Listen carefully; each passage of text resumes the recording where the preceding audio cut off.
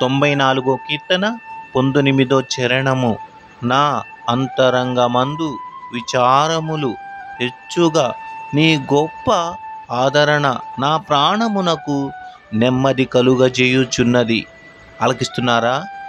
బాధలు, కష్టాలు, కన్నీళ్ళు, వేదనతో మనమున్నప్పుడు సహజముగా ఆందోళన మనకు కలుగుతుంది. అయితే వాటిని చూసి మనము భయపడకూడదు. వాటిని ఒక పరీక్షలాగా భావించి సంతోషముగా ఉండాలి అనేదే దేవుడు కోరుకుంటున్నాడు. యాకోబు పత్రిక 1వ అధ్యాయము 2-3 వచనాలలో, నా సహోదరులారా, మీ విశ్వాసమునకు కలుగు పరీక్ష ఓర్పును పుట్టించునని ఎరిగి మీరును నానా విధములైన శోధనలో పడినప్పుడు అది మహాదానందమని ఎంచుకొనిడి. విషమ పరీక్షలు దుఃఖాన్ని కలిగిస్తాయి గాని విశ్వాసములో మరింత బలవంతులుగా చేస్తాయి.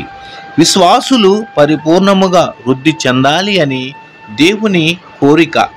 మన ఆత్మీయ స్థితి పరిపూర్ణత చెందాలి అని దేవుని ఇష్టం. ఈ పరిపూర్ణత అనేది క్రీస్తులో ఒక్కటై విశ్వాసులలోనూ క్రీస్తును గూర్చిన జ్ఞానములోనూ ఉన్నది.